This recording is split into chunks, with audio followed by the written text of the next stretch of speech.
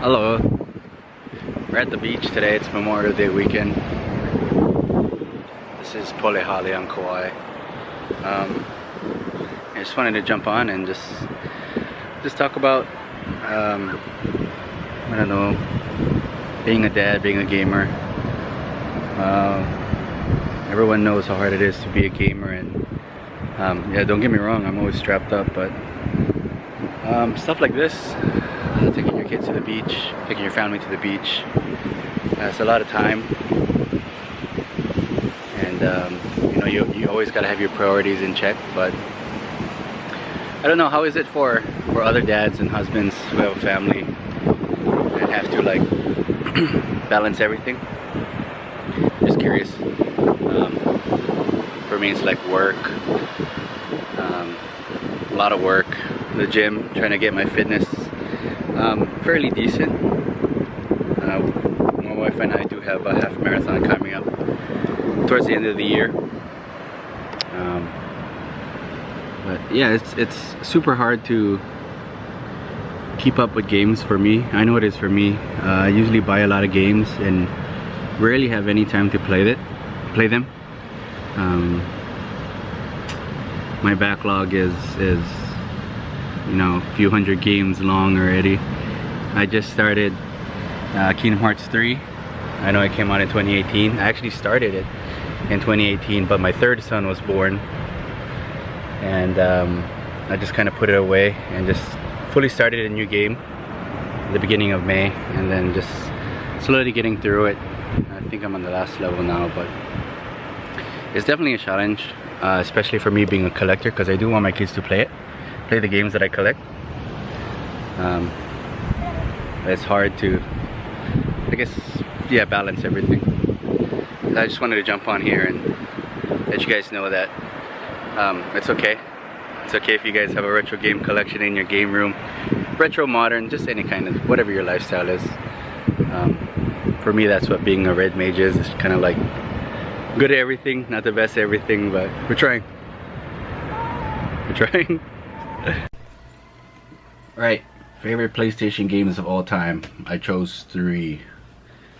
In no particular order, just the game and a little bit of explanation behind it. So first one is Final Fantasy VIII. This was actually the first PlayStation game and Final Fantasy game I've ever played. It was from my uncle. He got us a PlayStation, the PS1, a little bit after it came out, and one of the games was Final Fantasy VIII. I've never beaten it.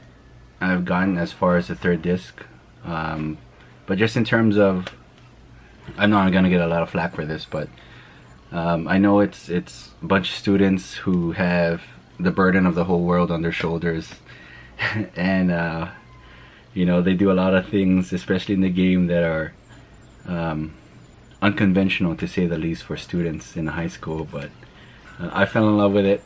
I love Squall, despite his stoic behavior, and Rinoa.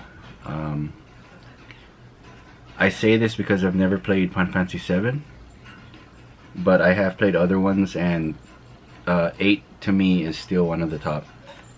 Which brings me to my next, Final Fantasy IX. Another intentional Final Fantasy game that I got. I like Zidane. He's sort of a rebel, but he does have a troubled past. This one I actually got farther than 8. Still haven't beaten it. Actually, that's gonna be a running theme. I haven't beaten it. We got to the last level one summer. Me and my brothers were just decided to come into the game room, before this was even a game room, to play this game, and we got to the last disc and the last level, and what had happened was, I think we got the controller stuck in the PS2, and like a piece of it broke inside the port, and we couldn't play it anymore. So that was the reason for that. Still an awesome game. One of these days, I promise, I'm gonna beat both of these, and well, I guess I'm gonna have to beat the 3rd one also. But it's The Legend of Dragoon. This, in my opinion, is the Final Fantasy killer. This game was so good. The characters, the storyline, the character development with Dart and Rose. I'm not gonna spoil it just in case you guys wanted to play it or it's on your list.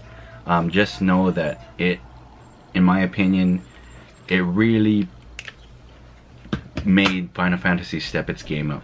Like after playing Legend of Dragoon, to this day I still have memories of a lot of the cutscenes, a lot of the actual, and there was actual voiceover in this one. That's something that Final Fantasy 8 and 9 did not have. They had good cinematic cutscenes, but no voices, and Legend of Dragoon had both of those. So the gameplay with the additions and Dragoon forms was beautiful.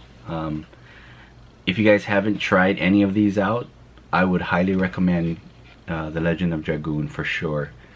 And in fact, I love these games so much that yeah. I actually have the greatest hits version of the Legend of Dragoon and Final Fantasy 9. Not 8, but I do actually have 2 copies of the Black Label of 8. For giggles. I just wanted to, I guess I'll go with each console one of these days and just pick and choose my favorite games of what I like. But as I'm putting away these games that I bought from the game store, the PS1 games, I'm sort of gonna try and attempt to put these games on the shelf. And I will definitely be playing them because I have that LCD screen PS1 coming in. It actually might already be here. I did receive a pickup slip for the post office, and I couldn't do it today because it's Memorial Day, but I'll try and do it tomorrow. And then yeah, I don't think I can stream, but might take like clips of me playing or something. Yeah, those are my favorite PS1 games.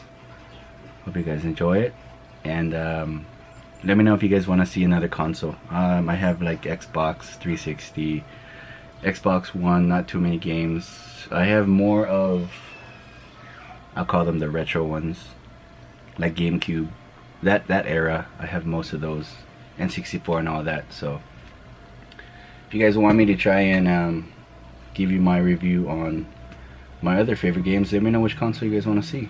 And also let me know what your favorite game was for the PS1. If I don't have it, I will make an effort to try and get it for myself and play it. And yeah, I'll use your testimony as my initial thought process going into playing. Yeah.